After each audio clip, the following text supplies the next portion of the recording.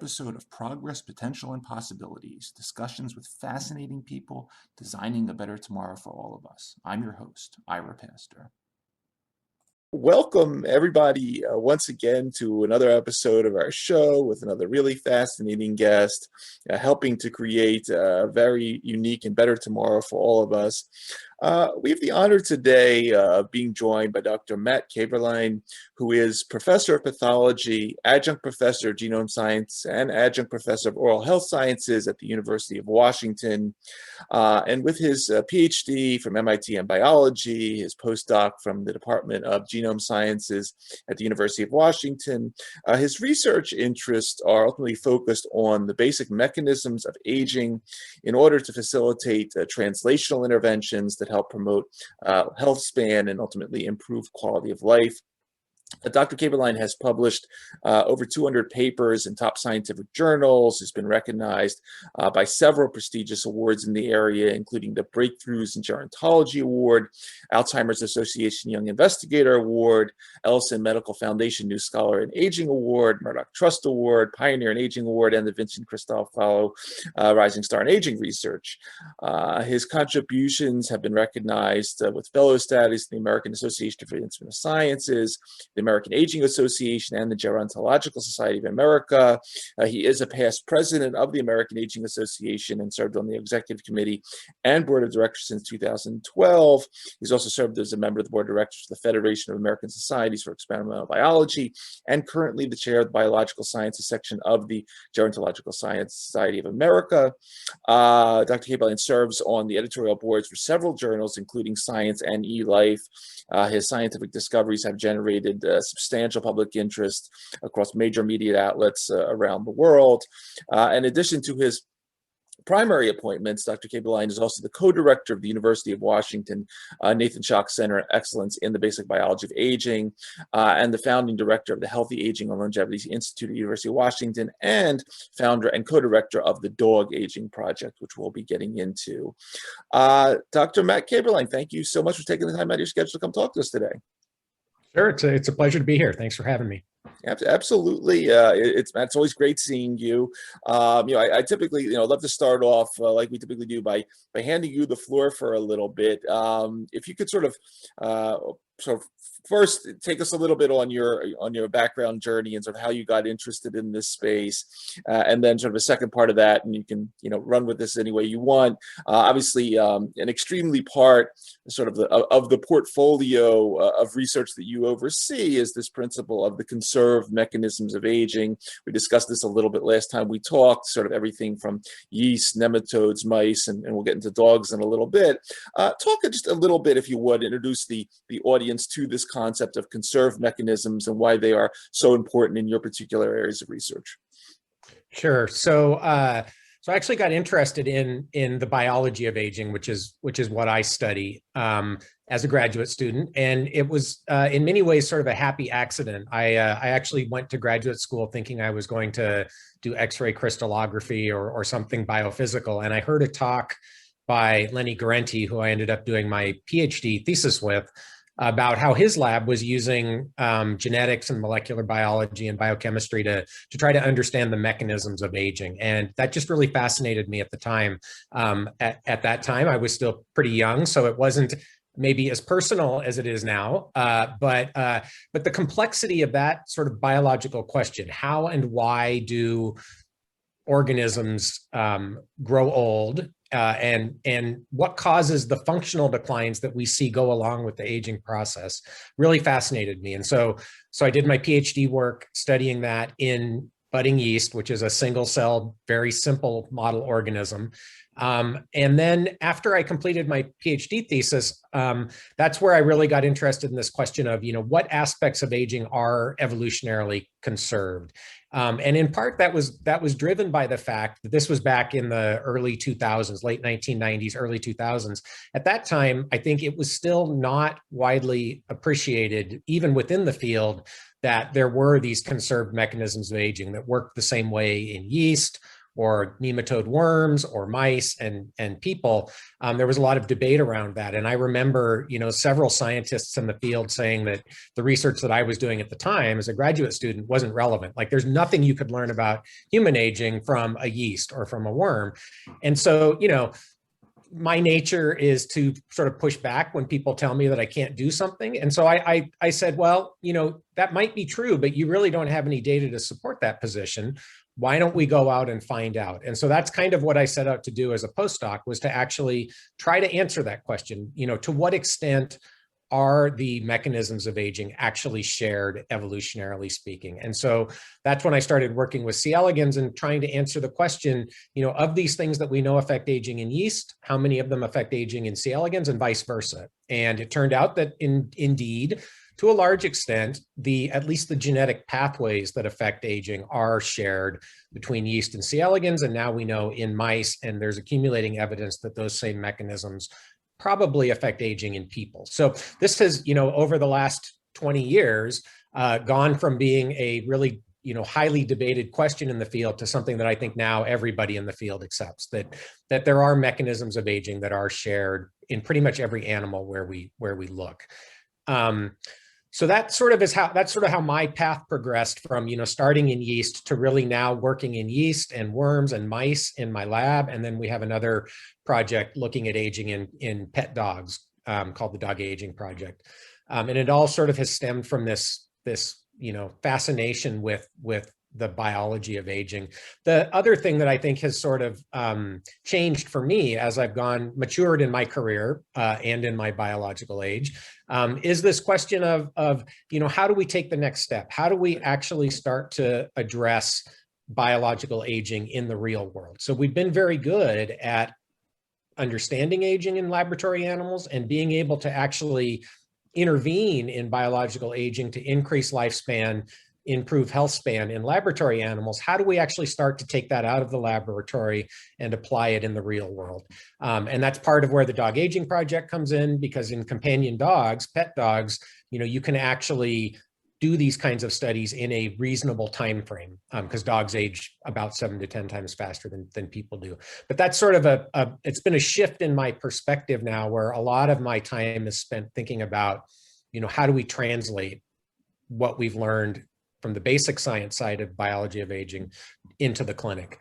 And I think there are real opportunities there. There are lots of challenges there, and we can certainly talk about both of those things. But that's an area that I'm really excited about, and I think we are, we're really on the cusp of seeing this true translation of geroscience, which is sort of a term that encapsulates the link between aging biology and diseases of aging. I think we're really on the cusp of seeing a true translational geroscience shift, where some of these approaches that are being used in the laboratory start to get tested in clinical trials, and we'll find out to what extent are we able to actually modify biological aging in people. It's an extremely exciting time, and I think we talked I think about a year or so ago when things were just getting going, and the Dog Aging Project is really it's not a small project. It's a pretty mega project. 10,000 good dogs. You're going to be following them for 10 years, looking at their health and so forth. And it was interesting because in the time since we last chatted, there have been some other initiatives. I can think of Andrei Gudkov out here on the East Coast at Roswell Park, slightly different thing, looking at sort of aged sled dogs, sort of not as grand a project. But since we last chatted, you published a couple months ago in the publication Canine Medicine and Genetics, a paper, A Lifespan of Companion Dogs Seen in 3 Independent Primary Care Veterinarian Clinics in the United States. And you talked about some really fascinating things in here, aside from obviously the project, which I want you to talk about. Sort of this area where the private practices of vets all around the country is something really hasn't been tapped into yet. Obviously, pharma companies have dogs, and there's some other university labs and so forth. But there's tens of thousands of companion animals. Could you walk us a little bit through sort of what's happened sort of in the last year since we chatted about the project, talk a little bit about the project. At the same time, this very interesting paper that you wrote, I mean, when you're you're getting into this area, as you're mentioning, in the translational, where you're dealing with the patient. And when I say patient, here are some patients in dogs that many families, they're more valuable than your spouses and and the actual people in the house. Talk about what it's like dealing with these very important family members, because this, you're really taking this to another level beyond where sort of canine research has been. Yeah, I think there's a lot of nuance to what you just said. A lot of important aspects of that. I'll start with the last point, which is, you know, that I think the statistics are something like 50 or 60% of dog owners consider their dog part of the family, right? And so you have to approach, especially when you're talking about a clinical trial in companion dogs, you have to approach it very much the same way you would approach a clinical trial in people, right? In the sense that you know, your first and foremost concern has to be for the safety of the animals, because these are people's family, and they absolutely. And I'm a dog person, so I get it, right? I think people who don't have that perspective don't understand how could somebody consider their dog as the same way they would think about a human, right? But I think for those of us who do, I mean, it's genuine, right? That feeling that this animal is part of your family is real. And so you have to approach studies of companion dogs exactly the same way you would somebody's kid, right? A pediatric clinical trial. We actually wrote an article in the Journal of Bioethics on this topic of, you know, sort of some of the parallels between studies in companion dogs and pediatric clinical trials. So I sort of take that view in every analysis of things that we might want to do as part of the dog aging project. You know, would we want to do the same thing in somebody's child? And I think if the answer to that is no, then you immediately shelve that and say, okay, that's not something that we can actually think about doing. So I think it's a really important point to continue, for us to continue to say, which is that, you know, all of the studies that we do in the dog aging project are companion dogs living with their owners. None of them are laboratory dogs, and safety is sort of the number one consideration for any clinical trial. The other aspect I should mention is, you know, we are doing a clinical trial of a drug called rapamycin, which we can talk about a little bit. We call it Triad, or Test of Rapamycin in Aging Dogs. The goal of that clinical trial is, in fact, to test whether we can slow biological aging in dogs. And so that's one aspect of the dog aging project, but that's actually a relatively small component of the larger project. There are only going to be 350 dogs randomized into that clinical trial.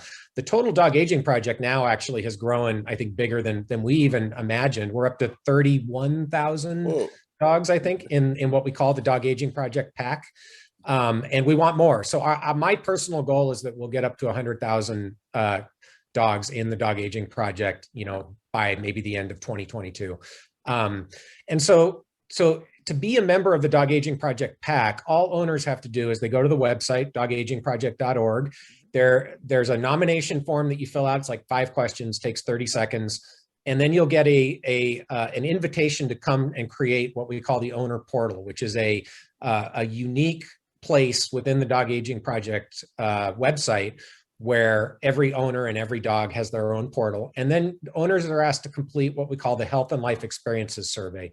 That's an extensive survey that captures detailed information about every dog's environment, their health history, their home life, their genetics, as much as the owners know it, right? It's a pretty long survey. It takes people maybe an hour and a half to complete in 10 modules. You know, people don't have to do it all at once. But once owners complete the Health and Life Experiences Survey, they become part of the Dog Aging Project PAC, and they'll get a certificate. And then every year they'll be asked to update that survey. That's our largest data set for the Dog Aging Project. So as I said, we now have health and life experiences data on 31,000 and growing dogs. Once owners are members of the PAC, they are then eligible to send us an electronic medical record from their veterinarian and to be part of what we call our sampled cohorts. And the sampled cohorts are groups of dogs that get studied in more depth. So 10,000 dogs from the PAC right now, we're funded to do 10,000 right now. Again, I hope this number gets bigger. 10,000 dogs from the PAC will be selected to be part of the foundation cohort. They will get their genomes fully sequenced. We report that data back to the owners, any information we get from the genome sequencing. And then, of course, we use the genome sequence data combined with the health and life experiences survey and the veterinary records to actually draw inferences about genetic factors that might affect health and longevity in dogs.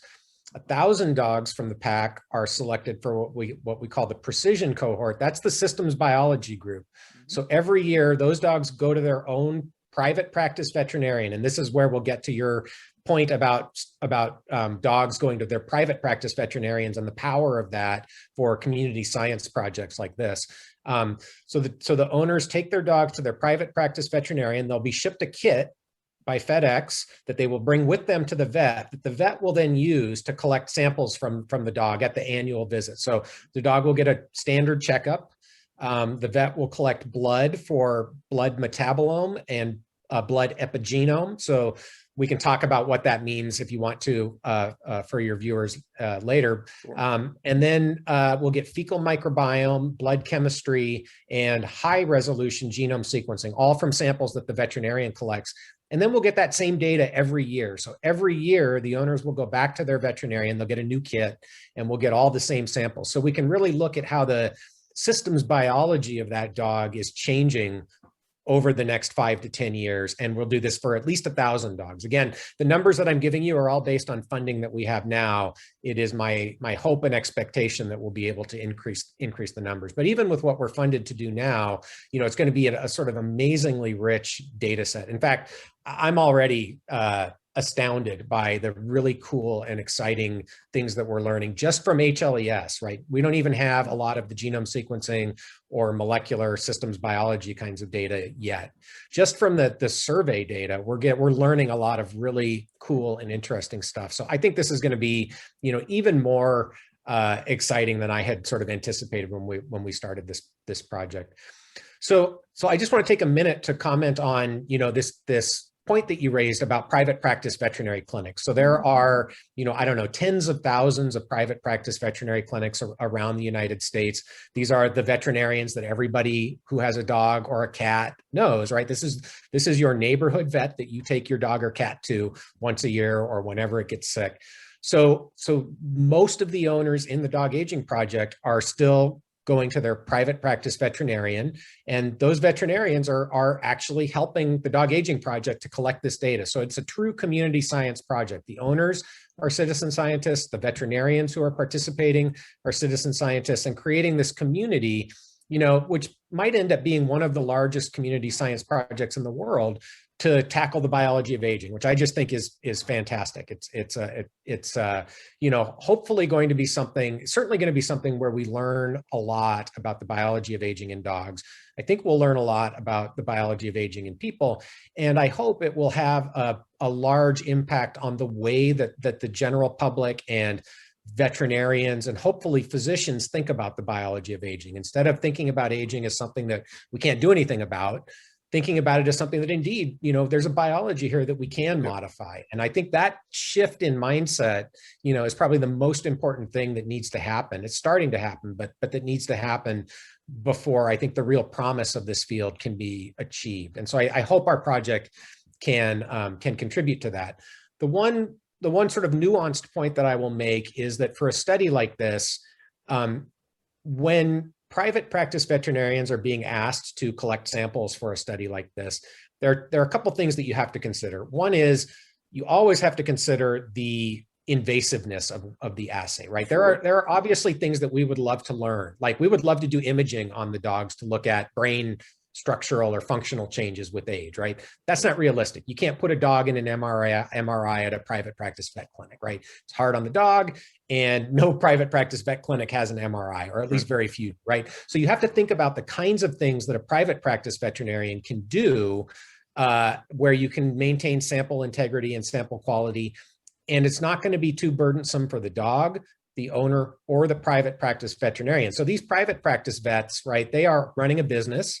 They're busy.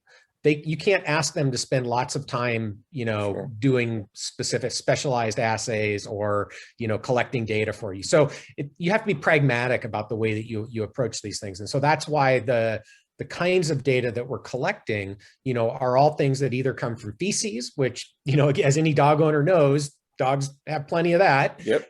So that's easy to collect. And blood, which is something that private practice veterinarians are used to collecting for blood chemistry. And we're actually working with one of the major companies that handles the veterinary blood chemistry market, IDEXX, to do the blood chemistry on the dogs in our study, and then also to help us with the sample logistics and getting the other samples where they need to go to the academic researchers who are doing the other assays. So it's a complicated project, and I think people ask, how have we been impacted by COVID-19?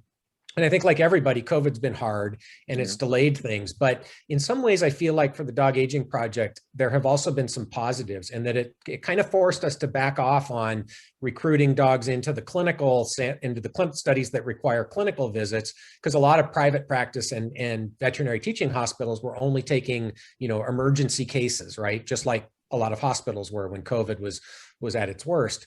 So it forced us to kind of back off on that and really focus on the infrastructure. And so I feel like, we've really built the infrastructure in a robust way where we can assure that the samples, the quality of the samples is maintained, they get where they need to go, and that this is all going to, there are going to be challenges, of course, but that it's going to work well enough that we're going to get, really high quality data out of the sampled cohorts. So in that way, there have been some benefits from COVID, that it forced us to back off on trying to push forward full speed ahead on enrolling dogs, and really get the machine built so we can do this right. And I think that the infrastructure is there now, that it becomes incremental cost to add more dogs to any of the sampled cohorts, because we've got all the logistics and the structure in place, as opposed to having to, build the machine, which is where a lot of time and energy has been put in the last few years. Yeah, it's really interesting. I don't have to, we're a bird family, but nonetheless, we experience the vet practice, and it's about several months ago, I got to hang out with Angela Hughes from Mars, and they're the largest pet food company in the world, and the stuff she's not doing drug stuff, but between sort of the wearables that you can put on animals nowadays and the diets that you can really tailor, I think you have something very elegant here. A way all this comes together. You're talking about sort of the systems approach. Ultimately, at the end of the day, rapamycin awesome, but maybe rapamycin plus some diet even better, or whatever. But the scope of where you could potentially go with this is really fascinating. Matt, as you brought up rapamycin before, and also I was talking about COVID. I think a great segue along these lines would be into your recent paper in Lancet Healthy Longevity, the potential of rapalogs to enhance resilience against SARS-CoV-2 infection and reduce severity of COVID-19. I say this is a theme that we've heard a lot about, obviously because of COVID being so deadly in the elderly population. Talk a little bit, if you would, about, we talk a lot about rapamycin on the show, rapalogs not as much, but sort of these modifications to sort of the core structure and making new versions. Talk a little bit about what you're thinking about in this area, and then sort of how this last year has sort of sort of modified or amplified a little bit of what you're doing in terms of building resilience in elderly. Sure. So I think I'll take a step back and kind of start from a big picture perspective here, which is that I think we all recognize, especially when the pandemic first hit, that COVID-19 is a disease of aging. And if you just look, not so much your risk of getting infected, but once infected, your risk of developing a severe outcome, which I would categorize as hospitalization or death. Your risk of a severe outcome looks just like Alzheimer's disease, cardiovascular disease, diabetes, cancer, when you do a plot of risk versus age, right? It goes up exponentially as you get older. So for me, when I first saw those numbers, I was like, this is obvious that COVID-19 is a disease of aging. I don't think that really permeated the general consciousness or even the consciousness of the scientific community. I think certainly if you just ask people, do they realize that older adults are more at risk of dying from COVID? They would say, yeah, but I don't think it really resonated with people that it is the same relationship as you see with Alzheimer's disease, right? for COVID-19. So there's two things I want to say about that. One is that's also true for influenza. So we've all been so focused on COVID-19 for the last 18 months. We accept that 500,000 people a year are going to die from the flu, and it's almost always the elderly, right? We've lived with that. And so I think, it's kind of an opportunity maybe to help the general public appreciate that while COVID-19, as terrible as it has been, is not unique, right? That influenza and almost every other cause of respiratory tract infections predominantly affects the elderly and the very young, but predominantly the elderly, and it's predominantly the elderly that die from these things. And that is directly related to the biology of aging. There's no question about it. We know some of the mechanisms at play here in terms of what causes immune dysfunction during aging, which makes people more susceptible to respiratory tract infections and a variety of other infectious diseases.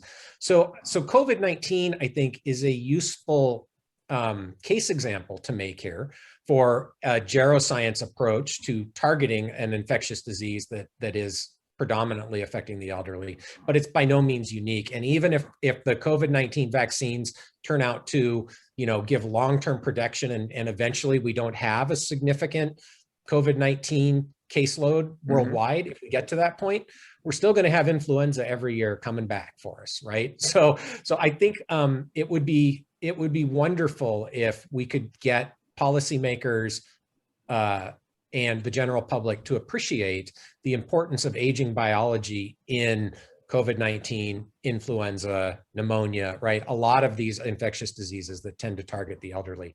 And so there's a couple of additional things that I want to say along those lines. I think with COVID-19, so we can all say that the vaccines have been a huge success, right? So far, at least it looks that way. Again, we don't know long-term, but I think all of us are feeling a lot better about COVID-19 now than we were 6 months ago or 8 months ago. And that's largely due to the mRNA vaccines that have come on the market, which is fantastic science. I think, a ton of credit belongs to a ton of people who pioneered that technology, when a lot of people were telling them, no, that's never going to work. So that's all I'll say on the mRNA vaccines. But I also want to note that there was and continues to be a very large amount of federal funding that is targeted towards COVID-19. And what that means is that money is not being used for other things, right? I'm glad it's going to NIH, don't get me wrong, but none of that money was targeted to the intersection of aging biology and COVID-19, despite the fact that age is absolutely the single greatest risk factor of any individual's risk of dying from COVID-19, right? It is the number one risk factor that you are going to die if you get COVID-19. And none of the federal money that was targeted for COVID-19 was allocated to study that, which to me is just absurd. So while I have a lot of respect for many of the scientists at NIH that are involved in studying COVID-19, I am extremely disappointed and to the point of being, angry that none of the money that was allocated to this disease actually went to study the single greatest risk factor for the disease. Yep. And you can make the same case for Alzheimer's disease and diabetes and heart disease, right? That's starting to change, but it's not changing fast enough. And so I think that the broader scientific community frankly deserves a kick in the ass for not paying attention. Like there have been several of us now who have been making the case that you really should consider the fact that biological age is at a minimum creating a permissive physiological state for all of these diseases of aging. Whether it causes them or not, we can debate that, but you can't argue with the fact that there is a real biology there that is creating a physiological state that increases your risk of getting one or more of these age-related diseases. And so instead of studying those diseases in isolation using young animal models, which in my mind is stupid, to be honest, you need to start paying attention to this intersection, right? Yep.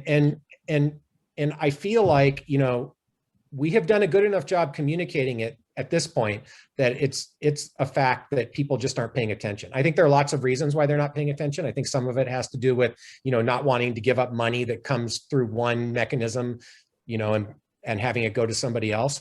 But, it needs to change, right? This is just You know, the American public and the public around the world are paying the price for the inefficiency in which these diseases of aging are being studied. And I think, you know, you can absolutely make a case that, you know, we've had a war on cancer for 30 years now, 40, 50 years now, right? Yeah. It was the 70s when this started, right? We were going to cure cancer in 10 years.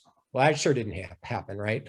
So we've made a lot of progress in treating cancers. We can cure some people's cancers, right? I don't want to minimize the progress that's been made, but the vast majority of cancers are age-related. Yep. And I would almost to the point of certainty state that we would be a lot further along with treating cancers and preventing cancers if, instead of studying cancer in isolation, the impact of aging biology on cancer had been where a lot of the attention had been focused over the last 50 years.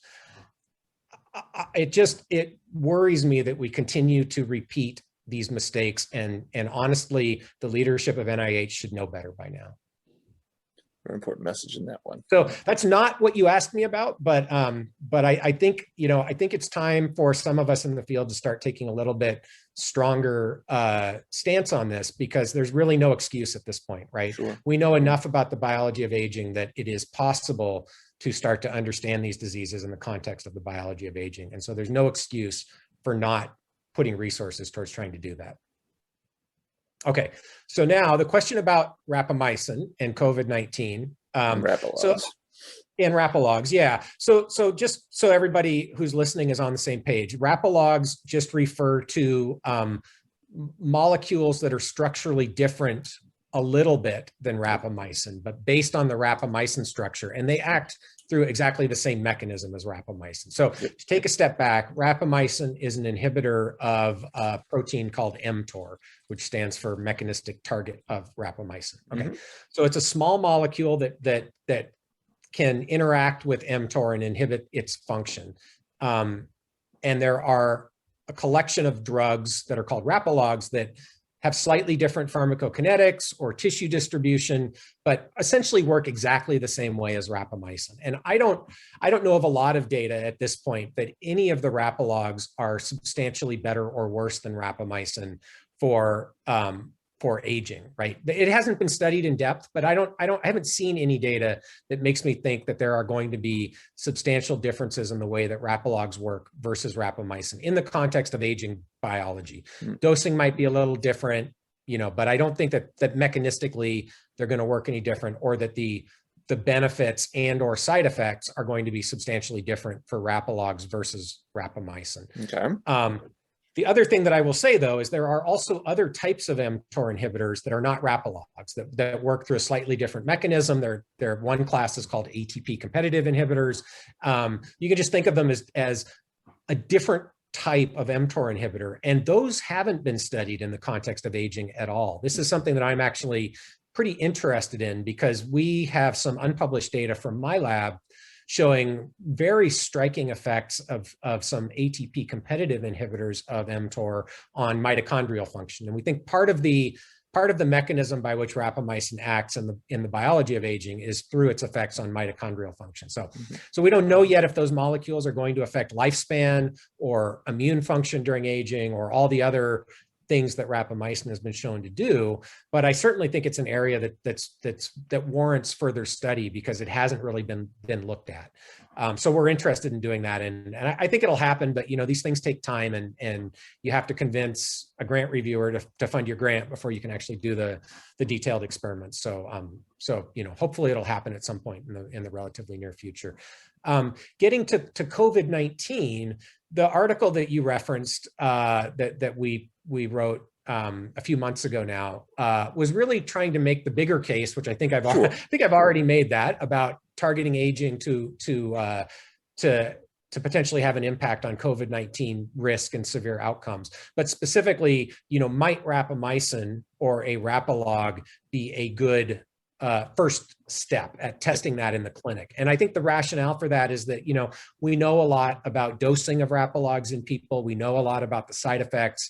We have a pretty good idea even of where to start with the treatment regimen, like length of treatment, amount of rapamycin or rapalog to give, the target population. So So to us, it made sense that, if you were going to do a clinical trial, to look at a geroscience intervention and its ability to prevent severe outcomes in the context of COVID-19, rapamycin or a rapalog might be a good place to start. The other point to make about rapalogs, people often ask, why is there among the for-profit sector, why is there more enthusiasm for, looking at rapalogs as opposed to just looking at rapamycin? And I think there are two reasons. One, the obvious one is that rapamycin is off patent. It's available as a generic. You can't make money, or you can't make as much money for rapamycin for a new indication. The other is that the way rapamycin has been used historically is primarily at very high doses in people who've had an organ transplant. And in that context, the side effects are real. They're not terrible, they're not life-threatening, but they're not great, and there are a long list of them. And so I think there are a lot of concerns among the clinical community that rapamycin has a bad side effect profile. We know that's not true at lower doses. Again, there's a lot of ignorance out there in the clinical community about this, but it's clear now that in healthy older people taking lower doses of rapamycin, the side effects are pretty minimal. So I think that's a non-issue from a reality perspective, but it's a challenge from a perception perspective, at least right now. Gotcha. Yeah, it's been interesting seeing how much rapamycin's been popular. I mean, I did a couple episodes on rare diseases, one on Castleman's disease and another just the other day on this PIK3CA disorder. One's runaway of the immune system and others runaway growth. And rapamycin, it's popping up everywhere for repurposing. So it's it serves its purpose. And it's sort of an amazing drug. And I think, and in some ways, I think, again, this creates skepticism sometimes among scientists, broadly speaking, when they see the same drug, being talked about for all these different things. It's sort of like it's too good to be true, right? And I'm somewhat susceptible to that as well. I think rapamycin it's a unique beast because it targets mTOR, which is centrally involved in growth and stress resistance, right? It's kind of like the player in the cell when you talk about promoting growth when it's active or being stress resistant when it's inhibited, right?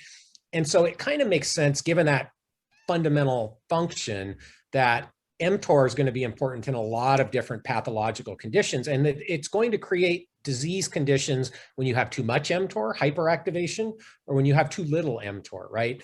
And so rapamycin is sort of unique in the sense that its effects in these different diseases are probably through somewhat different mechanisms that are dependent on the dose of the drug that you give, right? So at very high doses, you can really crash the immune system, which is why it seems to be beneficial in organ transplant patients. You can also crash cell division, which is why it seems to be beneficial, at least in certain types of cancer, right? Because cancer, of course, is runaway cell division. At lower doses and given transiently, that's where most of the studies in aging, that's where you seem to get the best effects in the context of aging. And there, I think the mechanisms are still a little bit less clear, and there are multiple downstream components to rapamycin that seem to be important for the different effects that we see in the context of aging. So I think the biology is still, there's a ton that remains to be worked out about rapamycin derivatives, other mTOR inhibitors, and the way that they're working and the optimal dosing that might be, useful from a clinical perspective in people who are older but are not yet diseased, right? They don't yet have a particular age-related disease. Got it. Matt, I wanted to touch on a couple more of your sort of more frontier projects now, because obviously you're really well known for rapamycin and these projects, but you have a lot more going on in the lab, and a couple of these themes, some of them we've touched a little bit on, but I'd really love to hear what you're doing here. And one that was really exciting to me, you just talked about mitochondria, and obviously the mitochondria is a really important place in the cell and biological aging. You recently published in Geroscience, energetics perspective on geroscience, mitochondrial proton motive force in aging. And here you get into this issue of proton motive forces, electrochemical gradients, sort of this area of the mitochondria really aren't focused on as much as maybe sort of the genes or the mutations in the mitochondria. Talk a little bit about what you're doing here. Is this more like sort of a biophysical mechanism here? Take us a little bit on that journey. Yeah. Sort of. So I think the first thing I should say is, that article, which was co-authored with a postdoc in my lab, his name is Brandon Berry. I honestly can't take a lot of the credit for that article. That really is a lot of Brandon's thinking about this topic. Okay. And the idea that he presented, and I sort of helped him flesh out a little bit, is I think a really appealing one from an analogy perspective, which is we know that there's this proton motive force, which is an electrochemical gradient in the mitochondria. Yep. It's necessary for the mitochondria to do almost all of the things that the mitochondria does. And the question is, how does that proton motive force change with age? Which I think, the data suggests that it declines with age in pretty much every system where it's been studied, but it's not, I think, completely clear. So that's one fundamental question is, how does this change with age? And could it really be that by modulating the proton motive force, you can offset some of the changes in mitochondrial function that may underlie functional declines in cells that go along with aging? And so the analogy that Brandon came up with is a battery, which is great because everybody can kind of understand this idea, right? As we get older, maybe the charge on the battery declines. And one of the things we need to do is bring it back up, right? And so if you think of the proton motive force of sort of like a battery, it's a really nice analogy that, is easy for even non-scientists to appreciate, why that might be important and what it might mean. There are a couple of, I think, again, a little bit more nuanced points that are worth appreciating about mitochondria. So everybody with a high school education who took biology will have heard of mitochondria as the power plant of the cell, or the powerhouse of the cell, right? It's the organelle that makes ATP, and ATP is the chemical entity that is used as the sort of currency of energy in the cell to carry out other chemical reactions. At least that's the way it gets talked about in sort of an oversimplified manner. So people are very used to thinking about mitochondria as the powerhouse of the cell and making ATP. That's one thing that mitochondria do. But it turns out that cells actually can make a whole bunch of ATP without using their mitochondria at all. That's this thing you might have heard of called the Warburg effect. Cancer cells do this really well. So you can actually shut off mitochondrial metabolism and make a ton of ATP through glycolysis, and you have more than enough ATP to become a cancer and keep dividing, right? So that function of mitochondria as the powerhouse of the cell, while it's important, it may not be the most important thing that mitochondria do. And they do a bunch of other things that cells rely on. One example being create these things called iron sulfur clusters, which are important in a whole bunch of enzymes, right? That's only one example, and I'm just pointing it out because I think it often doesn't get appreciated. All of the other stuff that mitochondria do that cells need to function optimally, and all of those things rely on this proton motive force, right? To move molecules in and out of the mitochondria. So it's not just ATP, it's pretty much everything the mitochondria does that requires this proton motive force. So then the question is that important in aging? We think it probably is. And then how do you test it? And that's really, I think, where the meat of this article comes into play, is to think about, what are some experiments that can be done with existing technology, or what sorts of technologies could be developed that would allow us to really start to test these things in a more mechanistic way, using laboratory models, animal models, and cell-based models to really start to look at that. And Brandon is a pioneer in the use of a certain type of tool called optogenetics, Yep. where you can shine light on a protein and cause conformational changes that then can cause functional changes in the protein. So he, as a graduate student, created some optogenetic tools to actually change the proton motive force in mitochondria. And so in my lab, Brandon is actually in the process of trying to apply those tools to address some of these questions in the context of aging. So if we can experimentally, using either optogenetic tools or chemical tools or other tools, if we can control the proton motive force, then what effect does that have either on lifespan in genetically wild type animals, or maybe in some of these genetic mutants or interventions like caloric restriction that extend lifespan? Do you have to have changes in the proton motive force to get those benefits in terms of aging? So that's sort of Brandon's project right now. And I'll say the preliminary data is looking interesting. It's early days, but I think there's meat on the bone here. And I think it's gonna be a sort of valuable sort of approach. It's another tool in the toolkit to really start to try to tease out how mitochondria are changing with age and how they're affecting the biological aging process. Yep. Yep, and I think it's another, when you bring up some of these really cutting edge tools like optogenetics, which we're just learning about. It's going to be fascinating to see what ultimately we will bring to the table in the next 5 years, the next 10 years to affect these changes when you're working with these electrochemical gradients and so forth. This whole area of electroceuticals, which is kind of hot now, but just getting going. So that's the reason I wanted to ask you about it, just because it is so bleeding edge, and I'm glad your group's working on it. Along those lines of sort of the themes that we want to hear more of. Obviously, you mentioned the epigenome early in the discussion, and this is an area sort of where we hear a lot of the focus on sort of methylation. You recently published on acetylation and sort of the looking at inactivating certain histone deacetylase enzymes, once again as a way to promote longevity. Just obviously, you don't have to give a lecture on epigenetics, but talk a little bit about what you're doing in this area, some of what you're looking forward to do, and how methylation, great, but there's other stuff. There's acetylation, simylation, and ubiquination. Yeah, a lot of things going on in these epigenetic modifications. We got to look at all of them. So take us on that journey, if you would. Sure. So the acetylation story is interesting because that's actually how I got my start in aging research. So going all the way back to my PhD thesis work.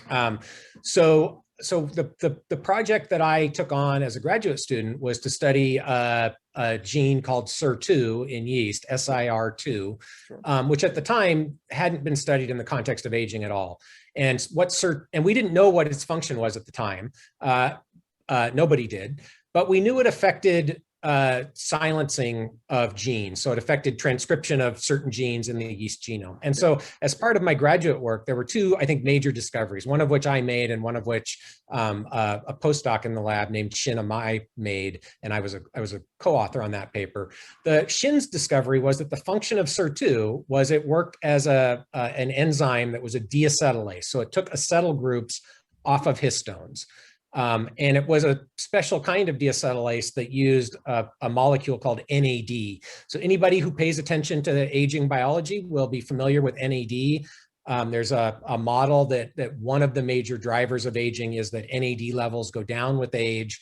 There are supplements that people can take called NAD precursors that might offset that decline in NAD with age. And that model is all driven by this initial observation that SIR2 in yeast was an NAD-dependent deacetylase. And so the idea about declining NAD levels is that when NAD levels go down, SIR2, or now the bigger sirtuin family. So again, anybody who pays attention to aging biology will have heard of sirtuins.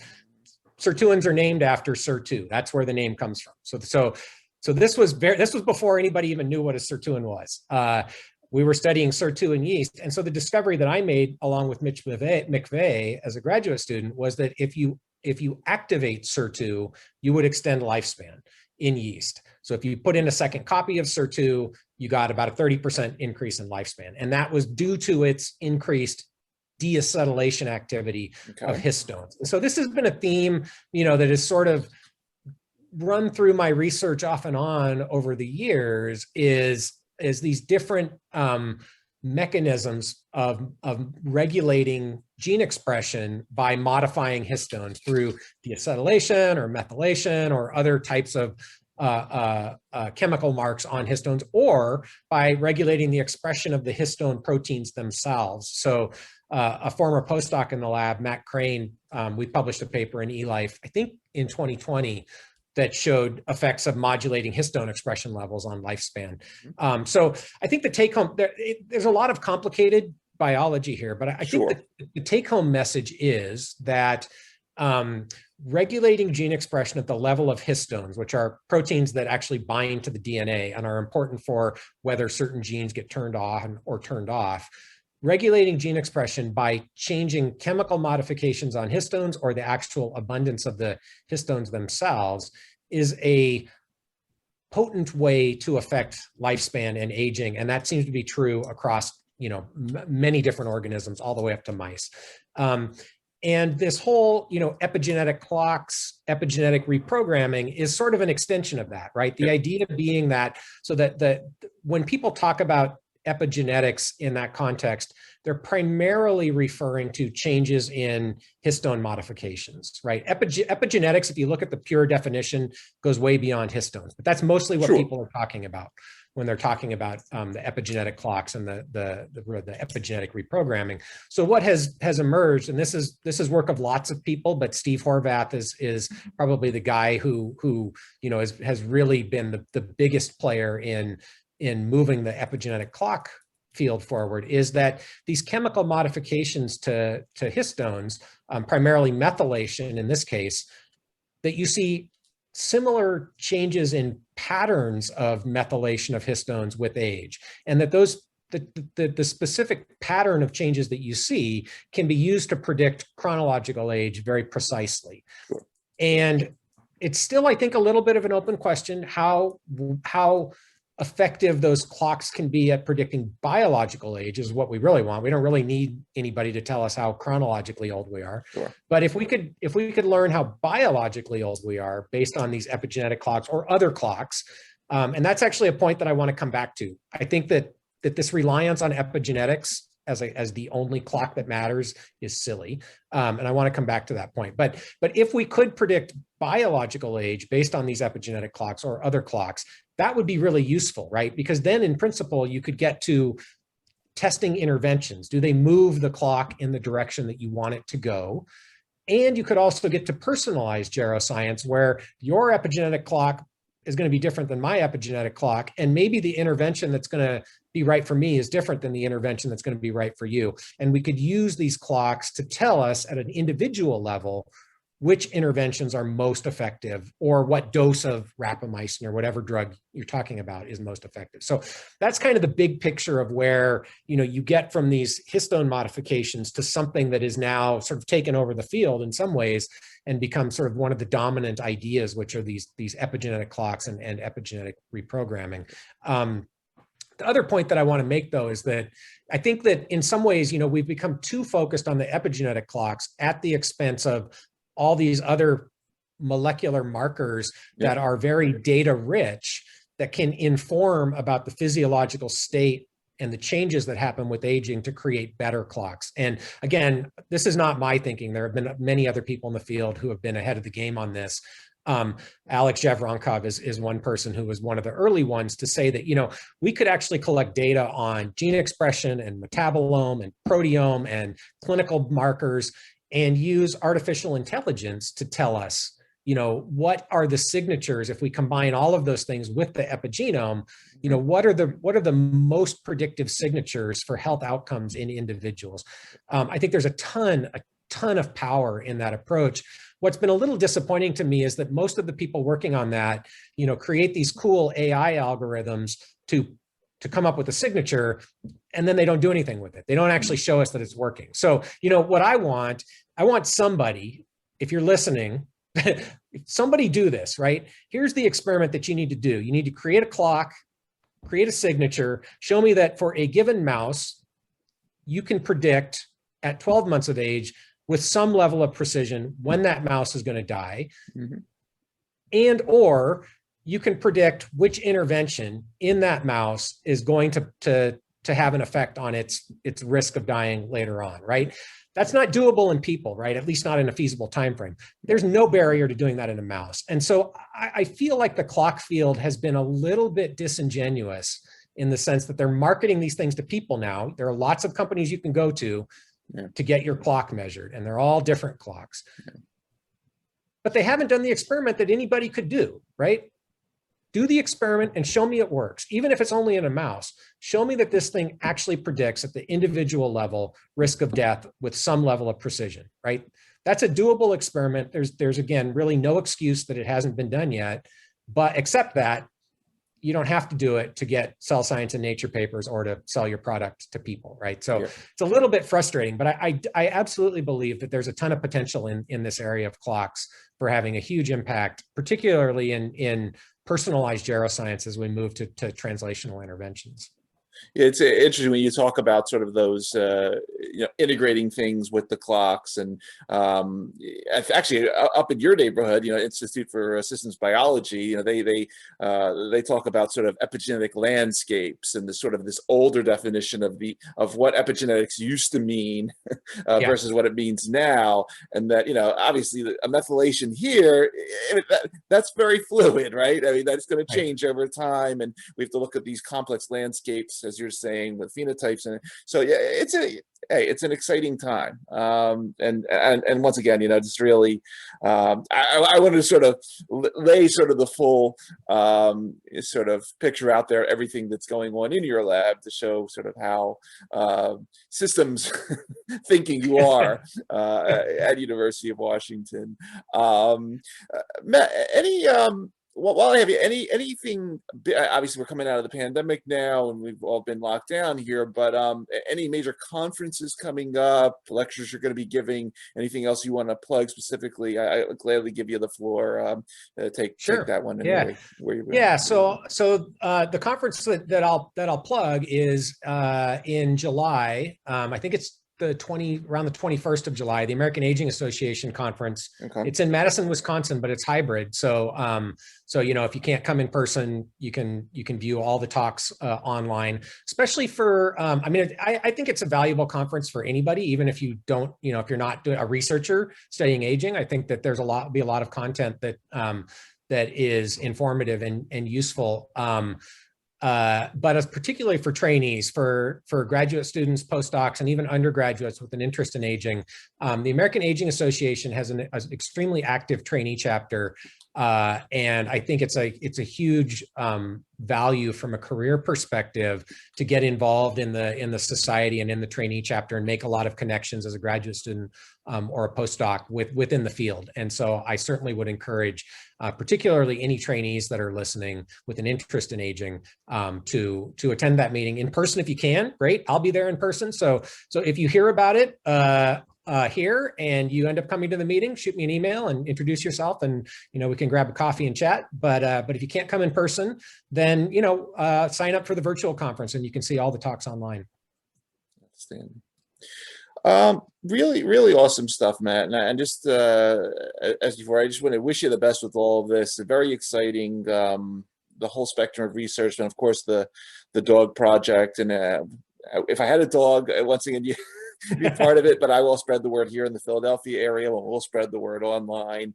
But really, really fascinating set of projects, and once again, all the best with this. For everybody that's going to be listening to this particular podcast on the networks or watching on the YouTube channel, you've been listening to Dr. Matt Kaeberlein, Professor of Pathology, Adjunct Professor of Genome Sciences, and Adjunct Professor of Oral Health Sciences, University of Washington. Check out the Dog Aging Project. Check out everything Matt's doing on his website and the Kaeberlein Lab. Matt, thank you so much again for taking the time out of your schedule to do this. Thank you for everything you're doing. And as we say on our show, thank you for helping to create a better tomorrow through all these initiatives and projects. Really very inspirational stuff. Thanks, Ira. Have a great day.